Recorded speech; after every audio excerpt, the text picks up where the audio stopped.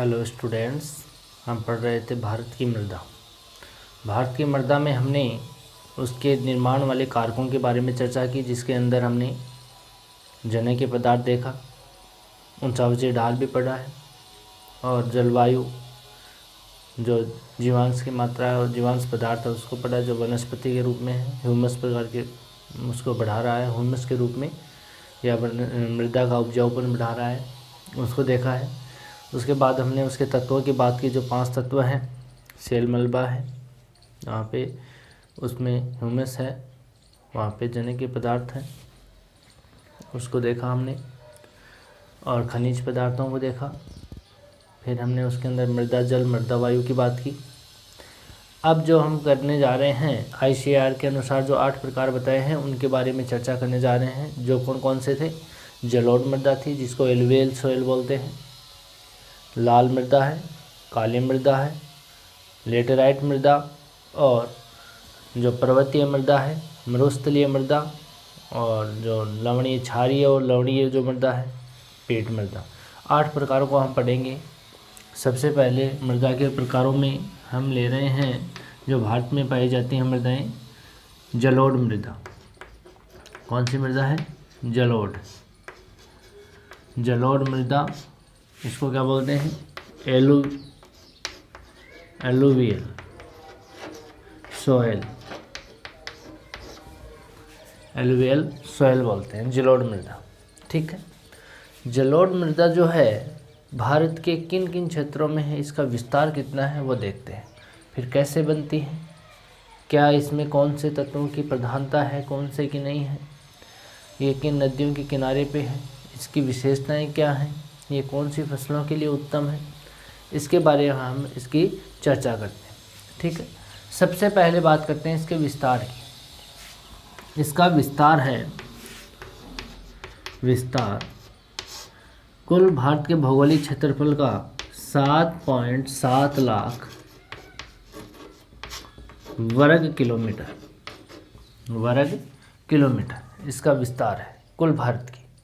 अगर इसको प्रतिशत में इसका अंश देखें तो 43.4% ये हिस्सा रखते हैं।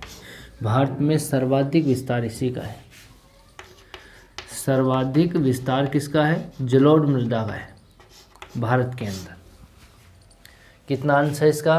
कुल मृदा का 43.4%। भारत की जो कुल मृदा, पर्वतीय क्षेत्रों को अलग कर दो, ठीक है, और जो झीलें हैं, समुद्र हैं, जो खाड़ियाँ हैं, उनको अलग कर दो। केवल हम बात कर रहे हैं मृदा की। अगर कुल भौगोलिक की बात करें हम, भारत के भौगोलिक क्षेत्र पर तो 24% है, ठीक है, 24% है। लेकिन कुल मृदा की बात करें हैं, कुल मृदा में इस मृदा का अंश कितना है? 43.4%। ठीक है, ये तो बात हो गई इसकी। अब इसका विस्तार देखें तो ये जो मैदानी भाग है, उत्तर का विशाल मैदान है या तटीय भाग हैं, उनमें इसका विस्तार है। तो यहाँ पर इस मृदा को बनाने में किन किन नदियों का हाथ है? नदियों के द्वारा ये मिट्टी लाई गई है। उन नदियों का नाम बता रहा हूँ। उत्तर के विशाल मैदान में गंगा, सतलज, ब्रह्मपुत्र मुख्य नदियाँ हैं। ब्रह्मपुत्र है, महानदी है, गोदावरी, कृष्णा और कावेरी। इन नदियों के द्वारा जो निर्मित मैदान है, उन मैदानों में यहाँ पर जलोढ़ मिट्टी का निर्माण है या जलोढ़ मिट्टी पाई जाती है। किन नदियों की? उत्तर के विशाल मैदान या उत्तर के भारत में बात करें, उत्तर भारत में तो गंगा है, सतलज है, ब्रह्मपुत्र है, जो हमने चर्चाएं कर ली हैं। महानदी दक्षिण भारत में महानदी है, गोदावरी है, कृष्णा है, कावेरी है। इन नदियों के द्वारा यहाँ पर जो डेल्टाई भाग है वहाँ पे जलोढ़ मिट्टी पाई जाती है। ठीक है। अगर इसमें बात करें हम इस मृदा की, तो ये जो मृदा है वो अक्षेत्रीय प्रकार की है या अस्थानीय प्रकार की है। कैसी है? अक्षेत्रीय भी बोल सकते हो इसको आप, या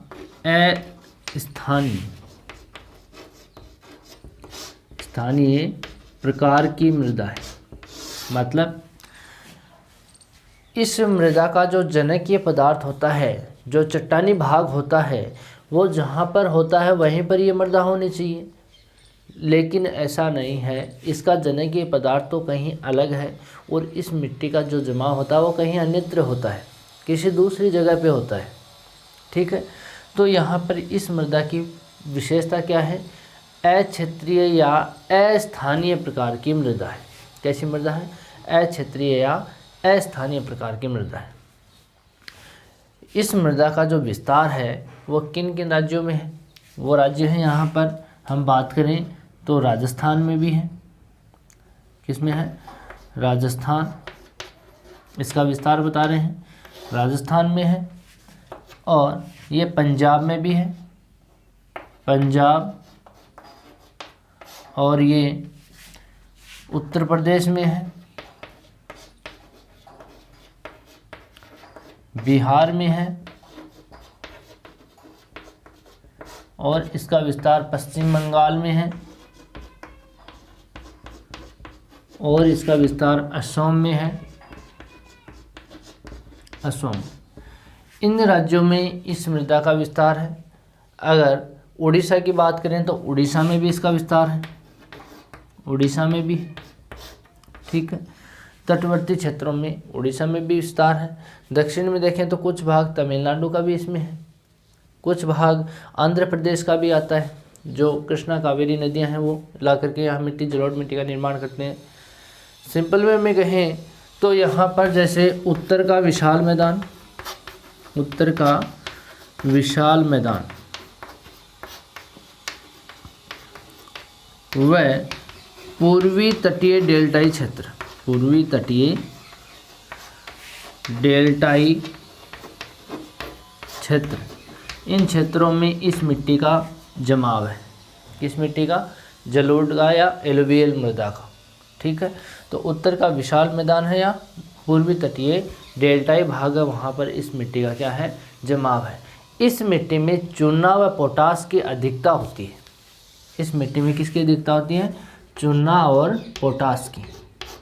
चूना और पोटास की क्या होती है? की अधिकता। ठीक है, जबकि इस मिट्टी के अंदर नाइट्रोजन,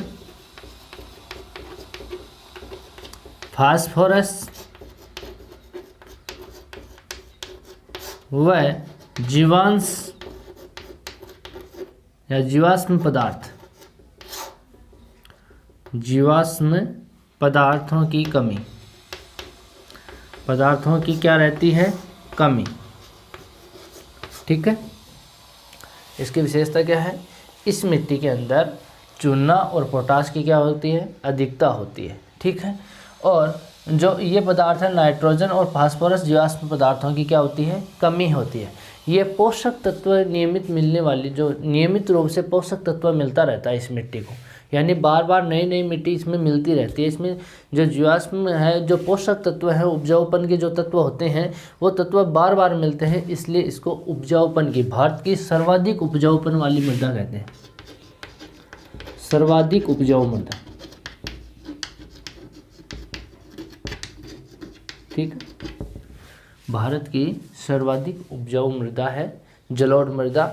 इस मिट्टी के अंदर यहाँ पर इसका रंग देखें तो इसका रंग होता है धूसर, हल्का भूरा व पीलापन लिए हुए। कैसा रंग होता है? धूसर प्रकार का या हल्का भूरा, हल्का भूरा रंग होता है या पीलापन लिए हुए होता है। क्या लिए हुए होता है? पीलापन लिए हुए। इसका क्या है? ये रंग है। इस मिट्टी का रंग कैसा है? धूसर, हल्का भूरा या पीलापन लिए हुई। मिट्टी कौन सी है? जलोढ़ मिट्टी। इसका रंग कैसा होगा? धूसर, हल्का भूरा, पीलापन लिए हुई। ठीक है, यहाँ पर इसमें पोषक तत्व नियमित रूप से मिलने के कारण ये मिट्टी क्या होती है? उपजाऊपन लिए हुए होती है, जिसके कारण, उपजाऊपन होने के कारण इस मिट्टी में शुरुआत से ही या प्रारंभिक जो मानव सभ्यता है, प्रारंभिक क्या है? मानव सभ्यता, सभ्यता विकसित हुई है। इस मिट्टी में यहाँ पे प्रारंभिक से ही मानव सभ्यताएं, जिसमें सिंधु घाटी सभ्यताएं हैं, यहाँ पर वैदिक सभ्यताएं हैं, तो इस मृदा में सभ्यताएं विकसित हुई हैं। ठीक है, और इन सभ्यताओं के कारण ही आज उत्तर का विशाल मैदान है, वहाँ पर सघन जनसंख्या है। उत्तर प्रदेश में सबसे ज़्यादा जनसंख्या भारत की, वो किस कारण है? इस मिट्टी के उपजाऊपन के कारण। यहाँ पर नदियों के मौजूद होने के कारण या उपजाऊपन मिट्टी लिए हुए के कारण वहाँ पर कृषि की जा सकती है, अच्छी फसलें होती हैं, जिसके कारण वहाँ पर क्या है? सघन जनसंख्या है। ठीक है, तो ये जो मिट्टी है, ये मिट्टी पर्वत पहाड़ी क्षेत्रों में नदियों द्वारा लाई जाती है। डेल्टाई भाग में जहाँ डेल्टा बनाती है वहाँ पर इसका निर्माण होता है। मध्यवर्ती भाग में जहाँ पे बाढ़ का जो मैदान होता है वहाँ पर भी इसका क्या होता है? निर्माण होता है। ठीक है, तो यहाँ पर इस प्रकार के इसकी विशेषताओं को देख सकते हैं। ठीक, बनती कैसे है? कल हमने चर्चाएं की है बनने से कि जने की चट्टान पर्वतीय क्षेत्रों से आते हैं, धीरे धीरे वो चूर्ण रूप या शैल मलबा में बदलता जाता है, लास्ट में चूर्ण रूप हो जाएगा तो उसको हम क्या कहते हैं? मृदा, जो कि धरातल के ऊपरी भाग में ऊपरी परत के रूप में मिलती है हमें। ठीक है, तो ये मृदा हो गई जलोढ़ मृदा। ठीक है, इसकी विशेषता देखें तो दो प्रकार की विशेषता रखती है। वैसे तो 3 प्रकार की रखती है, लेकिन 2 प्रकार मुख्य हैं। एक तो रखती है ये तराई, और एक रखती है बांगर, और एक रखती है खादर। किस प्रकार की विशेषताएं रखती हैं? तराई, बांगर और खादर। तराई का मतलब होता है, तराई का क्या मतलब होता है कि जो भाबर वाला प्रदेश है, कौन सा प्रदेश है? भाबर का। कौन सा प्रदेश? भाबर वाला जो प्रदेश है, उसके जो दक्षिणी भाग है वहाँ पर जो दलदली भूमि होती है उसको तराई प्रदेश कहा जाता है। उस तराई प्रदेश में मोटे कणों वाली जो मिट्टी होती है, दलदली मिट्टी होती है, वहाँ पर गन्ने की कृषि बहुतायत में होती है। जैसे उत्तर प्रदेश का जो तराई क्षेत्र है वहाँ पर उस क्षेत्र में कपास वगैरह भी होता है, गन्ना भी होता है। ठीक है, वहाँ पे हाथी घास भी पाया जाता है। ठीक है, तो इस प्रकार का जो क्षेत्र होता है वहाँ पर उसको बोलते हैं तराई। दूसरी विशेषता रखता है ये जो जलोढ़ मृदा है वो रखती है बांगर। बांगर जो पुरातन जो जलोढ़ के निक्षेप होते हैं, पुरानी जो जलोढ़ मिट्टी होती है, एक बार जहाँ पर पहुँच जाए या बाढ़ के कारण वो मिट्टी वहाँ पे बिछ जाए या फैल जाए तो उस स्थान में बाद में दोबारा वहाँ तक उस नदी का पानी नहीं जा पाता, जिसके कारण वो नवीनतम जो उसके साथ में मलबा आया वो वहाँ पर फैल नहीं पाया। तो वहाँ पर पहले फैली हुई भूमि है, उच्च भूमि हो गई वो। ठीक है, अब नदी का पानी वहाँ पे पहुँच नहीं रहा, जिसके कारण वहाँ पे जो चूने की ग्रंथिकाएँ हैं, जिसको कंकड़ बोलते हैं, ऊपरी संस्तर के नीचे वो कंकड़ पाए जाते हैं, जिसके कारण वहाँ पर पुरानी जलोढ़ मिट्टी का निर्माण होता है, जिसको बांगर कहा जाता है। ठीक है, और ये बांगर भूमि है जो शुष्क क्षेत्रों में ज़्यादा होती है। एक बार नदी का पानी फैल जाए और उसके बाद में वहाँ तक पानी नहीं जा पाए, जिसके कारण वो जलोढ़ के नवीनतम जो निक्षेप होते हैं वो नहीं पहुँच पाते वहाँ पे, केवल वहाँ पे एक बार पहुँचे हुए पुरातन निक्षेप होते हैं, तो जिसके अंदर जो चूने की ग्रंथिकाएँ होते हैं वो मौजूद होते हैं, जिसके कारण उसको क्या कहते हैं? बांगड़ भूमि कहते हैं या बांगड़ मृदा कहते हैं।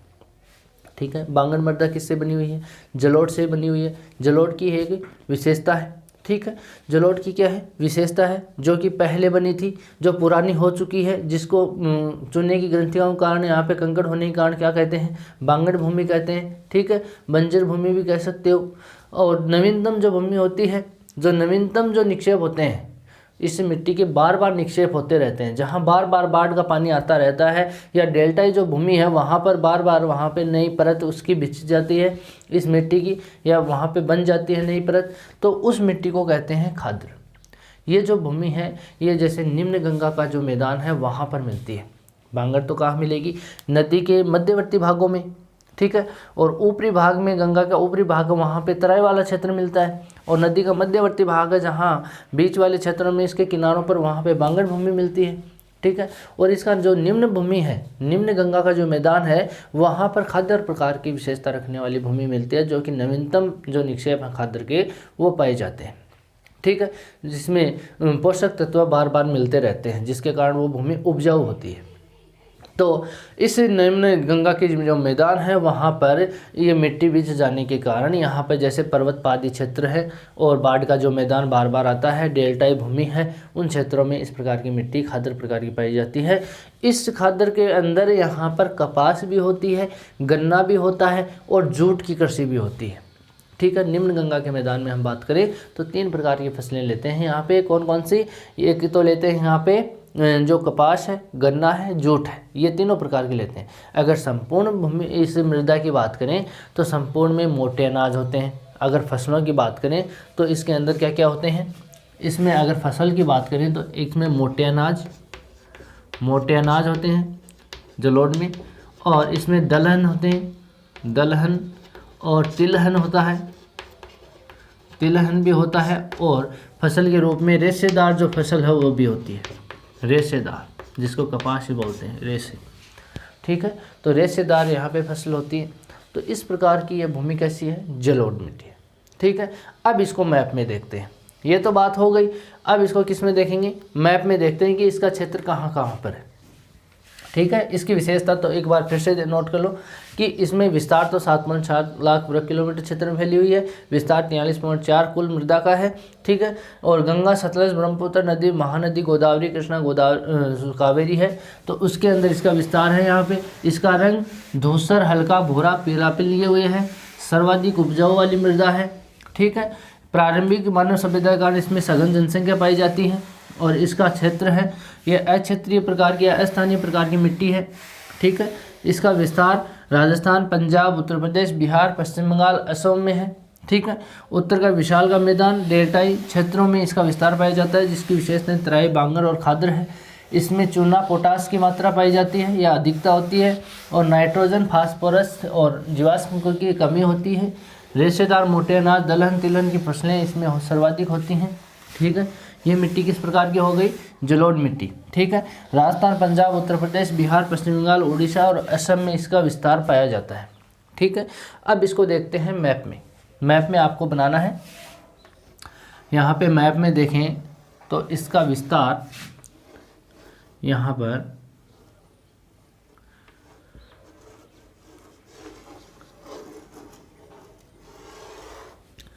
देखना, यहाँ पे ऊपरी भाग में, यहाँ पर इस भारत के इस ऊपरी भाग में तो पर्वतीय क्षेत्र है, पर्वतीय मिट्टी का विस्तार है इसके अंदर तो। और यहाँ पर जो भूमि है, यहाँ ये भारत की इस भूमि में, जैसे ये राजस्थान वाला भाग है, ठीक है, इसके यहाँ से ये वाला क्षेत्र है, इसमें पंजाब आ गया, ये वाला क्षेत्र। ठीक है, राजस्थान का कुछ भाग आ गया। ठीक है, हरियाणा का कुछ भाग है, और उत्तर प्रदेश वाला क्षेत्र, यहाँ ये उत्तर प्रदेश आ गया। उत्तर प्रदेश के बाद में यहाँ बिहार वाला क्षेत्र, पश्चिम बंगाल वाला क्षेत्र। ठीक है, यहाँ असम वाला क्षेत्र आ गया। ये असम में भी यही मिट्टी है, जलोढ़ मिट्टी का निर्माण है। ठीक है, इसके अंदर भी यही मिट्टी है। और उड़ीसा का कुछ भाग है, उड़ीसा के अंदर भी है ये मिट्टी। ठीक है, कुछ भाग यहाँ पे तटीय भागों में, इसमें भी यही मिट्टी है, और यहाँ पर कुछ तटीय भाग यहाँ पर। ठीक है, इसके जो भूमि है जलोढ़ मृदा की, वो देख सकते हो आप। यहाँ पे इस क्षेत्र से प्रारंभ होकर के यहाँ इस उत्तर के विशाल मैदान में इस मिट्टी का निर्माण है। यहाँ पे क्या है? इस मिट्टी का निर्माण। तो आप इन क्षेत्रों को आप देख सकते हो। ठीक है, भारत में पंजाब में जलोढ़ मिट्टी है। ठीक है, राजस्थान में जलोढ़ मिट्टी है कुछ भागों में। ठीक है, और यहाँ पर उत्तर प्रदेश में जलोढ़ मिट्टी है, यहाँ पर बिहार में है, यहाँ पर पश्चिम बंगाल में है, असम में है, यहाँ पर उड़ीसा में है, और कुछ भाग आंध्र प्रदेश का, और कुछ भाग इस तटीय डेल्टाई भाग में तमिलनाडु का भाग भी है। तो इन क्षेत्रों में यहाँ पर जलोढ़ मिट्टी पाई जाती है। ठीक है, दूसरी मिट्टी की बात करें, लाल मिट्टी। कौन सी मिट्टी है? लाल मृदा। पहली सर्वाधिक विस्तार वाली तो कौन सी थी? जलोढ़ मृदा। ठीक है, अब बात करें हम लाल मृदा की। जो लाल मृदा है, इसे दूसरी सर्वाधिक विस्तार की मृदा है। कौन सी है? दूसरी सर्वाधिक विस्तार की है। पहली बात, ठीक है, दूसरी बात करें हम इसके अंदर, तो दक्षिण भारत की सर्वाधिक फैलाव वाली मृदा है। दक्षिण भारत की सर्वाधिक फैलाव की कुल मृदा में अगर इसका अंश देखें तो 18.6% इसमें क्या है? मृदा का अंश है। कितना है? 18.6% अंशदान रखता है। कितना अंश है इसका?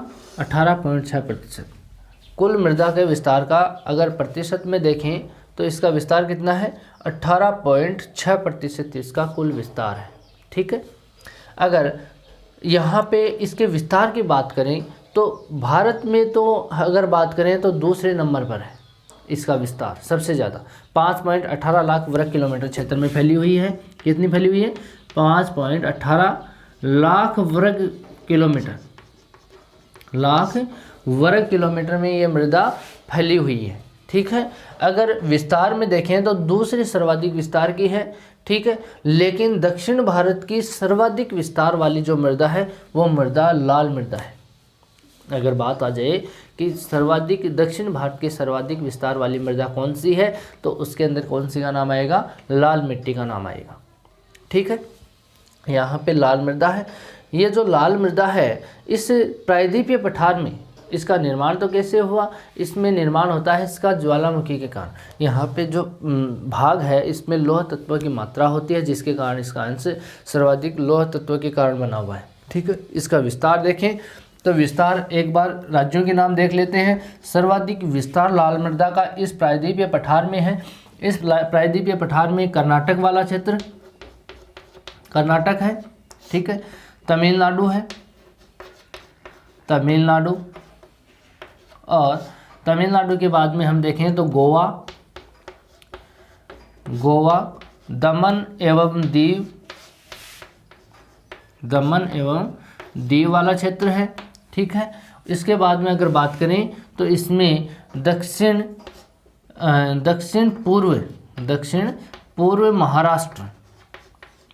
पूर्व महाराष्ट्र का क्षेत्र भी इसके अंदर शामिल है, और इसके अंदर उत्तरी तेलंगाना भी आता है। उत्तरी तेलंगाना का क्षेत्र भी इसी में आता है।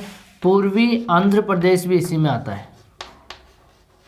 आंध्र प्रदेश भी इसी में आता है। पूर्वी आंध्र प्रदेश, मध्य प्रदेश आता है, मध्य प्रदेश, छत्तीसगढ़ भी आता है, छत्तीसगढ़, और इसके अंदर हम बात करें तो उड़ीसा का कुछ भाग आता है, और झारखंड, इसमें महाराष्ट्र हो गया, झारखंड भी इसी में आता है।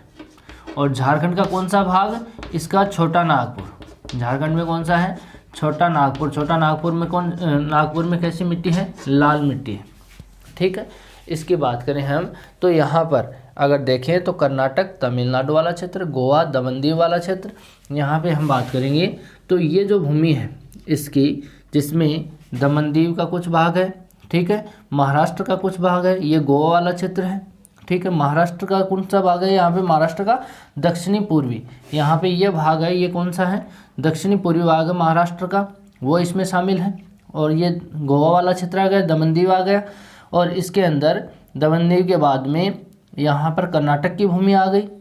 यहाँ ये जो क्षेत्र हैं, इस क्षेत्र में तो अलग मृदा है, केरल के इस भाग में तो अलग मृदा है। यहाँ पे तमिलनाडु, कर्नाटक वाला क्षेत्र।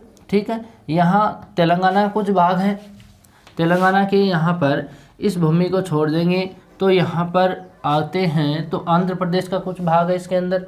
ठीक है। आंध्र प्रदेश के बाद में उड़ीसा का कुछ भाग है। यहाँ छत्तीसगढ़, मध्य प्रदेश वाला क्षेत्र इसी में आता है। यहाँ झारखंड वाला क्षेत्र भी इसी में आता है। ठीक है। यहाँ पर इस भूमि में इस प्रकार की मिट्टी है। यहाँ इसकी बात करें तो ये तो कौन सा हो गया, काली मृदा वाला। इसके अलावा जो बच गई ये भूमि कैसी है, लाल मिट्टी की है। यहाँ पर किस प्रकार की मिट्टी है, लाल मृदा है। ठीक है। इसके दक्षिणी भाग में यहाँ पर इसका भाग ऐसे है। ठीक है। इसमें जो ये जो क्षेत्र है, जिसमें आप इसको ऐसे दर्शा सकते हो, ये जो क्षेत्र है वो क्षेत्र किस प्रकार की मिट्टी का है, लाल मिट्टी का। ये जो भाग है ये भाग पूरी लाल मिट्टी का क्षेत्र है। इसके बीच वाला बच गया है लावा जो ट्रैप है या डक्कन ट्रैप जिसको बोलते हैं, उसके अंदर काली मिट्टी का निर्माण है। यहाँ पर किस प्रकार की मिट्टी है, काली मृदा। इसका भाग यहाँ पर ऐसे, ये जो क्षेत्र है इस क्षेत्र को हम क्या कहते हैं, लाल मिट्टी वाला क्षेत्र। जिसके अंदर राज्यों की बात करें तो राज्यों में जैसे कर्नाटक कहाँ है, यहाँ पर ये कर्नाटक की भूमि है। तमिलनाडु वाला क्षेत्र इसी में आता है लाल मिट्टी में। गोवा का क्षेत्र यहाँ पर है, ये भी इसी में आता है। दमन दीव यहीं पे है, ये वो भी इसी में आता है। दक्षिण पूर्वी महाराष्ट्र भी इसी में आता है, यहाँ पर है। ठीक है। वो उत्तरी तेलंगाना वाला क्षेत्र, यहाँ तेलंगाना का उत्तरी भाग भी इसी में आता है। फिर हम बात करें पूर्वी आंध्र प्रदेश की, तो आंध्र प्रदेश का ये पूर्वी भाग इसी में आता है, और इसमें मध्य प्रदेश भी इसी में आता है। यहाँ पर मध्य प्रदेश वाला क्षेत्र है वो भी इसी में, छत्तीसगढ़ भी इसी में, और यहाँ पर जो झारखंड है वो भी इसी में आता है। उड़ीसा का कुछ भाग इसमें आता है। झारखंड का कौन सा भाग है ये छोटा नागपुर वाला, ठीक है। तो इस मिट्टी का विस्तार पाया जाता है। अगर वैसे विस्तार की बात करें तो यहाँ जो बुंदेलखंड है, यहाँ भारत के मध्य प्रदेश वाला क्षेत्र है, यूपी और मध्य प्रदेश के बीच में, तो उसमें जैसे बुंदेलखंड जो पठारी भाग है बुंदेलखंड वाला, यहाँ से तमिलनाडु तक, कहाँ तक, तमिलनाडु तक, और पश्चिम में कच्छ भूमि में भी इसके विस्तार हैं, कुछ भाग हैं कच्छ भूमि में। तो कच्छ के रण से, पश्चिम में कच्छ के रण से और राजमहल पहाड़ियों तक, छोटा नागपुर के पूर्वी भाग में यहाँ पे जो राजमहल की पहाड़ियाँ हैं उन पहाड़ी तक इसका विस्तार पाया जाता है। तो इसका विस्तार कहाँ से कहाँ तक है, बुंदेलखंड से लेकर के तमिलनाडु तक इसका विस्तार है। पश्चिम में कच्छ के रण से लेकर के राजमहल की पहाड़ियों तक इसका विस्तार पाया जाता है। किस मिट्टी की बात हो गई, ये लाल मिट्टी की बात हो गई। सर्वाधिक जो विस्तार वाली जलोढ़ मिट्टी है उसके बाद दूसरा स्थान कौन सी मिट्टी का है, लाल मिट्टी का। दक्षिण भारत की सर्वाधिक विस्तार वाली मिट्टी कौन सी है, लाल मिट्टी, ठीक है। और ये मिट्टी है, इसमें अंश बात करें तो 18.6% अंशदान कुल मृदा का रखती है, ठीक है। अगर विस्तार वैसे देखें तो 5.18 लाख वर्ग किलोमीटर क्षेत्र में फैली हुई है। कुल भौगोलिक क्षेत्रफल के 5.18 लाख वर्ग किलोमीटर क्षेत्र में फैली हुई है, ठीक है। इसमें भी यहाँ पर नाइट्रोजन, फास्फोरस और जो जीवाश्म है उसकी कमी पाई जाती है, ठीक है। इसमें भी किसकी कमी पाई जाती है, नाइट्रोजन की, नाइट्रोजन, फास्फोरस और जीवांश जो होते हैं उनकी क्या होती है, कमी पाई जाती है इस मिट्टी के अंदर। ये जो मिट्टी है, इस मिट्टी का जो प्रवाही जल धाराएँ हैं, सतही जो प्रवाही जल धाराएँ जो नदियों द्वारा है या वर्षा के पानी की जो जल धाराएँ हैं, उस जल धाराओं में यहाँ पे घुलनशील जो लौह तत्व होते हैं वो तत्व वहाँ पे छूट जाते हैं। मोटे तत्व है, घुलनशील तो घुल के चले जाते हैं और अघुलनशील जो होते हैं वो छूट जाते हैं। जो लोह के तत्व है वो पानी में नहीं घुलते, खनिज पदार्थ होते हैं तो वो वहीं पे छूट जाते हैं, जिसके साथ में जो आयरन ऑक्साइड की मात्रा जो होता है, लोह ऑक्साइड के जो निर्माण होता है वहाँ पर, जिसके कारण यहाँ पर बुंदेलखंड से दक्षिणी भाग तक यहाँ इस क्षेत्रों में वर्षा के कारण यहाँ पे जो खनिज पदार्थ है, लोह के तत्व है मिट्टी में, वो घुल नहीं सकते, यानी अघुलनशील पदार्थ हैं, जिसके साथ आयरन ऑक्साइड या जो ऑक्साइड की मात्रा है लोह ऑक्साइड की, जिसके कारण इस मिट्टी का क्या होता है, निर्माण होता है, ठीक है। इस मिट्टी का निर्माण कैसे हुआ, यानी कि जो अघुलनशील तत्व हैं, जिसको आप लोह तत्व बोलते हो या एल्यूमिनियम बोलते हो, जैसे भी तत्व हैं यहाँ पर अघुलनशील है, घुलने वाले हैं, वो तो खनिज पदार्थ घुल करके पानी के साथ आगे चले जाएंगे, जो जलोढ़ मृदा के रूप में होती है, ठीक है। यानी पोषक तत्व होते हैं वो तो घुल करके आगे निकल जाएंगे, जो कि डेल्टाई भाग में वहाँ पे निर्मित हो जाएंगे। जैसे मान लो यहाँ पे घुलनशील पदार्थ वो नदियों के द्वारा घुल करके आगे आकर के इस डेल्टाई भाग में यहीं पे बिछ जाएंगे, यहाँ उसकी परत बिछ जाएगी। तो यहाँ तो हमने किसकी बात की है, डेल्टाई भूमि में जलोढ़ मृदा की बात की है, जिसमें पोषक तत्व ज़्यादा होते हैं, और यहाँ पर जो अघुलनशील पदार्थ है लोह तत्व है वह यहीं पर रह जाता है, जिसके कारण उस लोह तत्व जो छूट गए उसके साथ ऑक्साइड की मात्रा मिलकर के, ऑक्सीजन मिलकर के आयरन ऑक्साइड की का निर्माण कर लेते हैं, जिसके कारण उसका रंग कैसा हो जाएगा, लाल रंग की मृदा हो जाएगी, ठीक है। इसमें आर्द्रता जो है वो आर्द्रता धारण करने की क्षमता क्या होती है, बिल्कुल नहीं होती, कम होती है, जिसके कारण ये नियमित सिंचाई की आवश्यकता इसको बार बार पड़ती रहती है, यानी बार बार इसको सिंचाई की आवश्यकता पड़ती है, ठीक है। इस मृदा का मुख्य जो प्रायद्वीपीय पठारी भाग में लावा का जो जमाव है उनके भागों में ये मिट्टी अघुलनशील तत्व के कारण मानी जाती है, ठीक है। इसमें मोटे अनाज भी है, दलहन भी है, तिलहन भी है, इसकी कृषि की जाती है। किसकी कृषि, मोटे अनाजों की कृषि की जाती है, दलहन की कृषि की जाती है और तिलहन की कृषि की जाती है, ठीक है। विगत दशकों में कुछ पिछले सालों में यहाँ पर तमिलनाडु, वैसे तो फसल कौन सी होती है, मोटे अनाज सब होते हैं, दलहन होती है और तिलहन फसलें होती हैं, लेकिन कुछ विगत दशकों के अंदर यहाँ पर तमिलनाडु में और कर्नाटक कर्नाटक के अंदर यहाँ पर रबड़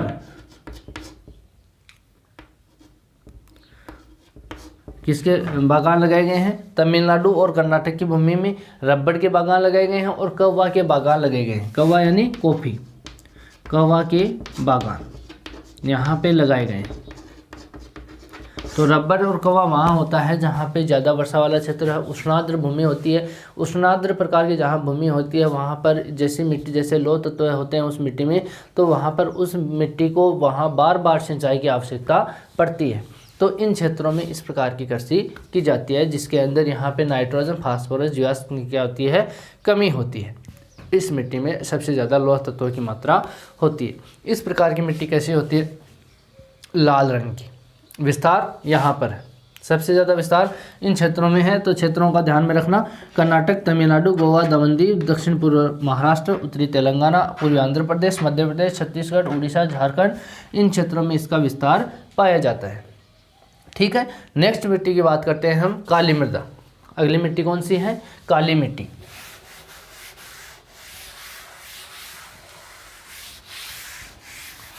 काली मृदा जो है वो जो दक्कन का ट्रेप, जो ये क्षेत्र है, दक्कन वाला पठार है, ज्वालामुखी जो लावा निकला था उस लावा के से अनाच्छादनात्मक जो प्रक्रम हुए थे, उसके अंदर जो अनाच्छादनात्मक प्रक्रम हुए, उस प्रक्रम के बाद में जो मलबा बचा है वहाँ पर, उसमें रासायनिक मिश्रण होने से यहाँ पे काली मिट्टी का निर्माण हुआ है। किस विभाग में? इस भूमि में। यहाँ पर बात कर रहे हैं हम काली मिट्टी की या काली मृदा। इसका विस्तार कितना है? कुल मृदा का 15.2%, यानी भारत के तीसरे नंबर की विस्तार वाली मृदा, तीसरे क्रम में, यानी ज़्यादा विस्तार, सर्वाधिक विस्तार तो जलोढ़ का है, उसके बाद लाल मिट्टी का, उसके बाद में किसका विस्तार है? सबसे ज़्यादा काली मिट्टी का विस्तार है। ठीक है। काली जो मिट्टी है उस मिट्टी का अगर क्षेत्रों की बात करें तो यहाँ पर क्षेत्रों में इसको लेते हैं तो यहाँ महाराष्ट्र में है, वहाँ पर है, महाराष्ट्र में है। ठीक है। और ये मिट्टी दक्षिण पूर्व, ये मिट्टी दक्षिण पूर्व गुजरात में है, दक्षिण गुजरात में, दक्षिण एवं पूर्वी गुजरात कर लो इसको, दक्षिण एवं पूर्वी गुजरात, गुजरात इसके इस भूमि में भी है। यहाँ ये भूमि है, इसका ये पूर्वी भाग तो है ही है इस भूमि में, ये तो काली मिट्टी है, लेकिन इसका दक्षिणी भाग है गुजरात का, उसमें भी है। तो यहाँ पर कुछ क्षेत्र कच्छ के रण में भी इसके कुछ निक्षेप पाए जाते हैं यहाँ पर, और यहाँ पर भी हैं। ठीक है। तो महाराष्ट्र का कुछ पूरा क्षेत्र है इसमें। ठीक है। दक्षिण एवं पूर्वी गुजरात, दक्षिण में भी गुजरात में है, पूर्वी गुजरात में भी इसका विस्तार पाया जाता है। ठीक है। अगला क्षेत्र की बात करें हम तो अगला क्षेत्र है इसका पश्चिम मध्य प्रदेश, पश्चिम मध्य प्रदेश। वैसे तो मध्य प्रदेश में लाल मिट्टी है, लेकिन जो पश्चिमी भाग है मध्य प्रदेश का, उस पश्चिमी भाग में किस मिट्टी का निर्माण है या मृदा फैलाव है? काली मिट्टी का। पश्चिमी महाराष्ट्र में काली मिट्टी है, सॉरी मध्य प्रदेश में, पश्चिम मध्य प्रदेश में जो मध्य प्रदेश का पश्चिमी भाग है उसके अंदर काली मिट्टी का जमाव पाया जाता है। ठीक है। पश्चिम मध्य प्रदेश के बाद में बात करें तो उत्तरी कर्नाटक में, उत्तरी कर्नाटक में भी इसका विस्तार है। वैसे तो कर्नाटक में कौन सी भूमि है? लाल मिट्टी, लेकिन उत्तरी कर्नाटक में इस मिट्टी का विस्तार है। और तेलंगाना का क्षेत्र, तेलंगाना उत्तरी भूमि, तेलंगाना की उत्तरी भूमि में तो लाल मिट्टी है, लेकिन फिर तेलंगाना का और भाग है उसके अंदर काली मिट्टी का जमाव पाया जाता है। ठीक है। तेलंगाना के बाद में बात करें तो उत्तरी आंध्र प्रदेश में भी इसका है, उत्तरी आंध्र प्रदेश, उत्तरी आंध्र प्रदेश में इस मिट्टी का जमाव है। और उत्तरी पश्चिमी तमिलनाडु में भी इस मिट्टी का जमाव है, उत्तरी पश्चिमी तमिलनाडु। और इसके अंदर राजस्थान की बात करें तो राजस्थान में मालवा का जो पठार है उस भूमि में भी इसका विस्तार है। तो ऐसे बात कर सकते हैं दक्षिण पूर्वी राजस्थान में भी इस मिट्टी का जमाव है। तो काली मिट्टी है उसका जमाव कहाँ कहाँ हो गया? एक तो गुजरात में हो गया, दक्षिण और पूर्वी गुजरात में हो गया, महाराष्ट्र में हो गया, पश्चिमी मध्य प्रदेश में हो गया। अगर यहाँ बात करें उत्तरी कर्नाटक की और तेलंगाना की, उत्तरी आंध्र प्रदेश की, और जो उत्तरी पश्चिमी तमिलनाडु उसकी, दक्षिणी पूर्वी राजस्थान, इनमें काली मिट्टी का क्या होता है? जमाव होता है। ठीक है। इसका निर्माण कैसे हुआ?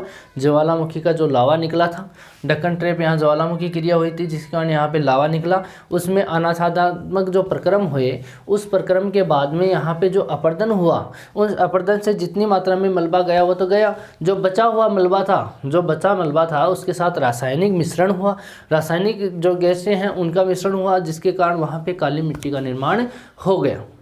ठीक है। इस मलबे के रासायनिक बनने के कारण ही ये मिट्टी काला रंग लिए हुए है। ठीक है। और इसका विस्तार कहाँ तक है? 10 डिग्री उत्तरी अक्षांश से 25 डिग्री उत्तरी अक्षांश तक, 25 डिग्री उत्तरी अक्षांश तक इसका विस्तार है भारत में। कहाँ तक है? उत्तरी अक्षांश की बात कर रहे हैं, दक्षिणी की नहीं कर रहे हैं। 10 डिग्री, यहाँ 10 डिग्री से लेकर के और 25 डिग्री उत्तरी अक्षांश तक ही इसका विस्तार है काली मिट्टी का। उसके बाद काली मिट्टी का विस्तार नहीं होता है। इसमें लोहांश व जीवाश्म की अधिकता के कारण इसका रंग कैसा होता है? काला होता है। लोहांश क्यों होता है? क्योंकि ज्वालामुखी क्रिया हुई, उसके अंदर लौह तत्व पाए जाते हैं, जो लावा निकला उसके अंदर। ठीक है। और जीवाश्म की मात्रा यहाँ जीव जंतुओं के सड़े गले अंश है, वनस्पति के अंश है, जिसके कारण यहाँ उसका मिश्रण हुआ, जिसके कारण उसका रंग कैसा हो गया? काला हो गया। जिसके कारण इस काले रंग के कारण ही इस मिट्टी का रंग कैसा है? या मिट्टी को क्या कहते हैं? रेगूर कहते हैं। रेगूर कहते हैं इस मिट्टी को। ठीक है। इस मिट्टी को क्या कहते हैं? रेगूर। कौन सी मिट्टी को? काली मिट्टी को। किसके कारण? काले रंग के कारण इसको रेगूर कहा जाता है। काली कपास भी कहते हैं इसको। कपास, इसमें सबसे ज़्यादा कपास की खेती होती है, इसलिए इसको काली कपास मिट्टी भी कहते हैं। अन्य नाम है इसका काली कपास मृदा। ठीक है। इसको भारत की चरनोजम भी कहते हैं। चरनोजम। ये मिट्टी जब गिल्ली होती है, इसको वर्षा का जल प्राप्त होता है या और अन्य जो भी वर्षा या अन्य जो भी साधन है जिसमें नदियों का पानी है या नहरों के द्वारा है, तो इसको जहाँ पर पानी मिलता है तो ये भूमि दलदली हो जाती है। ठीक है। चिपचिपी हो जाती है और ये सूख जाती है तो कड़ी हो जाती है, एकदम टाइट हो जाती है, जिसके कारण जब ये भीगती है मिट्टी जल से तो ये चिपचिपी होने के कारण बाद में जब टाइट होती है तो सूखती है तो ये टाइट हो जाती है, जिसके कारण इसमें दरारें पड़ जाती हैं। सूखने पर क्या पड़ जाती हैं? दरारें। तो इस मिट्टी को दरारें पड़ने के कारण सवतः जुताई की कृषि भी कहा जाता है, या सवतः जुताई वाली मिट्टी, इसको क्या कहते हैं? सवतः जुताई वाली मृदा। ठीक है।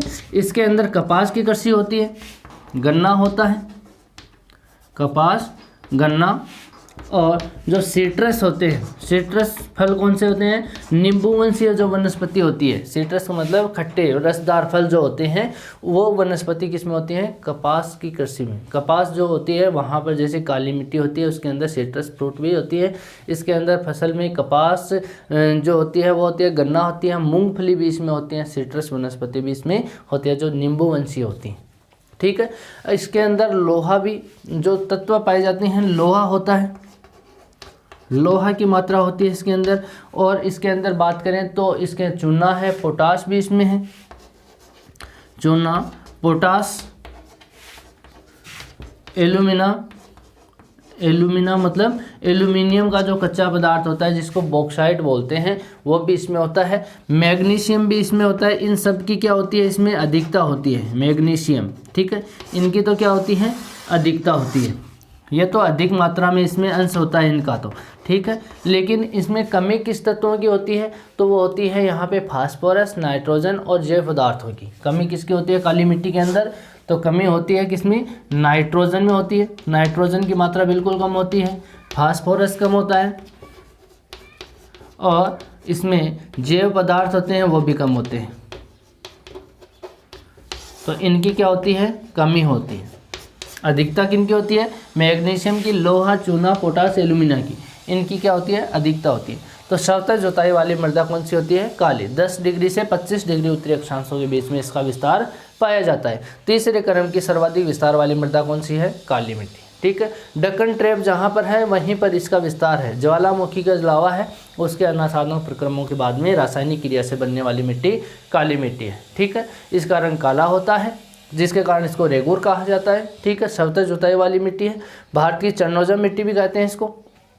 तो इस प्रकार की मिट्टी का नाम काली मिट्टी। ठीक है, तो 3 मिट्टियाँ यहाँ पे हो गई हैं। जलोढ़ मिट्टी, यहाँ पे उत्तर का विशाल मैदान और भारत के तटीय क्षेत्रों में काली मिट्टी है, जलोढ़ मिट्टी है।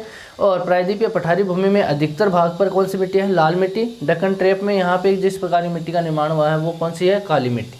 तो 3 प्रकार की मिट्टियाँ हो गई। नेक्स्ट मिट्टी की बात करेंगे हम अगली कक्षा में। आज के लिए इतना ही। Thank you.